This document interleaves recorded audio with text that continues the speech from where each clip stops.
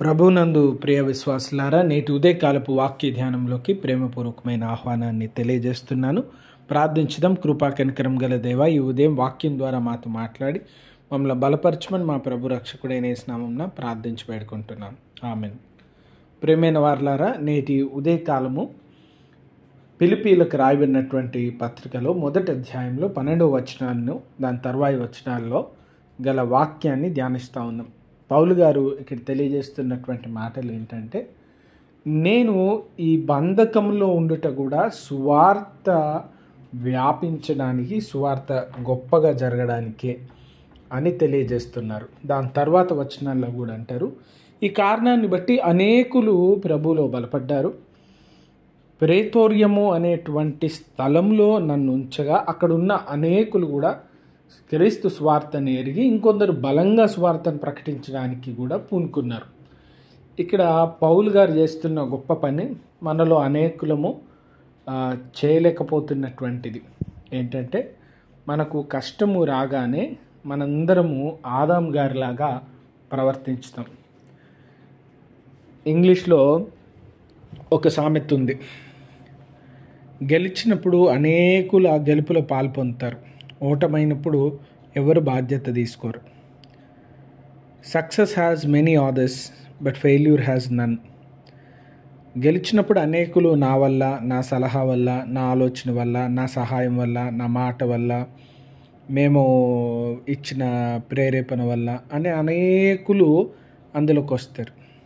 గెలవడానికి అనేకులు ఉన్నారు. ఓడిపోతే మాత్రం ఎవరు బాధ్యత తీసుకోరు. ఆదామా పండెందుకు తిన్నావంటే, అయ్యా నువ్వే స్త్రీని ఇచ్చినావు కదా, నువ్వు ఇవ్వకపోతే పండు నేను తినకపోతుంటే, ఆమెకు ఆలోచన రాకపో, ఆమె పండు తెకపో, నేను తినకపోతుంటే, అమ్మ నువ్వెందుకు పండు తీసుకొచ్చినావు అంటే, నువ్వు పాముని చేసినావు కదా ప్రభా, నువ్వు పామునే చేయకపోతే, అట్లాంటి తెలివిగల యుక్తిగల పాము లేకపోతే మాకు ఆ పండు తినాలన్న ఆలోచన ఎందుకు వస్తుంది? చూడండి, ప్రతి ఒక్కరూ ఇంకొకరి మీద నేరం మోపడానికి, ఇంకొకరి మీద తప్పుని వేయడానికి, అక్కడి నుంచి తప్పించుకోవడానికి ప్రయత్నం చేసేవారే. కానీ మనలో ఎవరు కూడా ఆ సమస్య వల్ల ఇంకేదైనా ఉద్దేశం మన జీవితంలో ఉందా, లేకపోతే ఈ సమస్యను కూడా మేలు కొరకు ఏ రీతిగా మలుచుకోగలం, ఈ కష్టాన్ని మన జీవితంలో మేలు కొరకు ఏ రీతిగా మార్చుకోగలం అనేటువంటి ఆలోచన అనేక సందర్భాల్లో చేయం. మొట్టమొదటిది, సమస్యలు ఎదురైనప్పుడు వాటిని అంగీకరించడం నేర్చుకోవాలి. జరిగింది జరిగిపోయింది, మనం గతాన్ని మార్చలేం కనుక వాటి గురించి ఆలోచన చేయడం మానేసి ఇప్పుడు ఏం చేయాలి అనేటువంటి ఆలోచనలోకి, రియాలిటీలోకి రావాలి.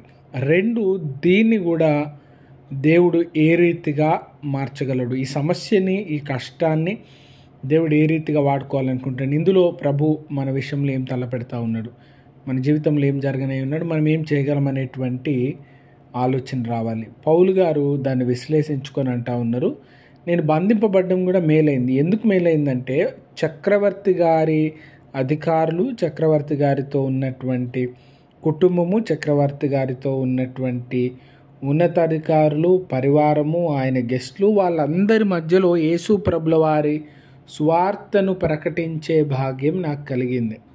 చక్రవర్తి గారి అధీనంలోకి వారికి సమీపంగా వెళ్ళడం వల్ల అనేకులు పౌలు గారు ఈయన గొప్పగా మాట్లాడుతున్నారు, తత్వజ్ఞానం తెలిసినటువంటి వారు, ఆయన చలోక్తులు, రెటారిక్ నేర్చుకున్నారు, గొప్ప ప్రసంగికులు, ఉపన్యాసకులు, గ్రీక్ గ్రామర్ తెలిసినటువంటి వారు, రచనలు చేయగలిగిన సామర్థ్యం ఉన్నవారు, ఇశ్రాయేలు విశ్వాసాల గురించి ప్రకటించగలిగిన వారు. ఇంత గొప్ప వ్యక్తి ఎందుకు చెరసాల్లో ఉన్నారనేటువంటి ఆసక్తి అనేకుల్లో కలిగింది.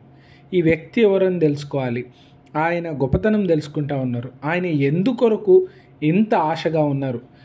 ఆయన పట్టుదల వదిలేస్తే ఆయన రాజీ పడిపోతే వెళ్ళిపోతాడు, కానీ ప్రాణం మీదకి వస్తుందని తెలిసినా ఎందుకు ఇంత పట్టుదలగా ఉన్నాడు, ఈ పట్టుదల వెనుక ఉన్నటువంటి ఉద్దేశం ఏంటని అనేకులు తెలుసుకొని ప్రభు దగ్గరికి రావడానికి ఇష్టపడుతూ ఉన్నారు. అనేకులు అనుకుంటా ఉన్నారు, పౌలు గారు అంత ధైర్యంగా సేవ కొరకు అంత ధైర్యంగా ముందుకు వెళ్ళి ఎంత కష్టమైన నష్టమైన భరించడానికి ముందుకు వెళ్ళి ఉండగా మేము కూడా ఈ సేవ కొరకు ముందుకు వెళ్ళాలి అనేటువంటి గొప్ప ఆలోచన భావం అనేకుల్లో కలిగింది.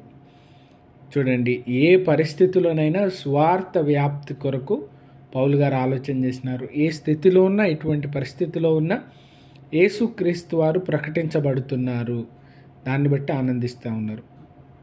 పౌలు గారి జీవితం అంతా చూడండి, సువార్త నుంచి విడదీయలేనటువంటి బలమైనటువంటి అనుభవం వారి జీవితంలో ఏర్పడింది. ఎంత గొప్ప ఆశ! వారు అనునిత్యము యేసు ప్రభుల వారి గురించి, ఆయన సన్నిధి గురించి, ఆయనతో ఉన్నటువంటి ఆత్మీయ జీవితం గురించి, ఈ ప్రేమను అనేకులకు అందించాలి, తెలియజేయాలనేటువంటి ఆశ. ఇది తప్ప పౌలు గారి జీవితంలో రచనలలో మనకి ఇంకేం కనబడట్లేదు. ఎంత ఆసక్తో చూడండి. ఆయనకు మరణం సమీపిస్తుందని తెలిసినా కూడా దానికంటే కూడా యేసు ప్రభుల వారితో ఉన్న సాన్నిహిత్యం, ఆ సంతోషంలోనే ఆయన జీవితం గడిచిపోతూ ఉంది. అందుకే ఫిలిప్పీ పత్రికలో ఆయన శ్రమల్లో కూడా ఏ రీతిగా సంతోషంగా ఉండగలిగినారో తెలియజేస్తూ ఉన్నారు. మనం రానున్నటువంటి వచనాల్లో, అధ్యాయాల్లో చూస్తాం. వారు వెళ్తున్నటువంటి అనుభవాల్లో కూడా యేసు ప్రభుల వారి కలిగిస్తున్న సంతోషము, ఆనందాన్ని పంచుకుంటూ ఉన్నారు. ఆత్మీయ జీవితంలో విశ్వాసులకు కావలసినటువంటి గొప్ప పాఠం అది. కనుక రానున్న దినాలన్నింటిలో మనం ఇంకా ధ్యానపూర్వకంగా ఫిలిప్పీ పత్రికను ధ్యానించుకుందాం. దేవుని కృప దీవెనలు మనందరికి తోడై ఉండును గాక. ప్రార్థించుదాం. కనికరం గల ప్రభువా, ఈ ఉదయం వాక్యం ద్వారా మాట్లాడినందుకు వందనాలు. మాలో ప్రతి ఒక్కరిని బలపరిచి మీ కృప, మీ సన్నిధి మాతో కూడా ఉంచుమని యేసు పరిశుద్ధ నామమున అడిగి వేడుకుంటున్నాం స్వామి. Amen. God bless you all. దేవుడు మిమ్మల్ని దీవించును గాక. ఆమెన్.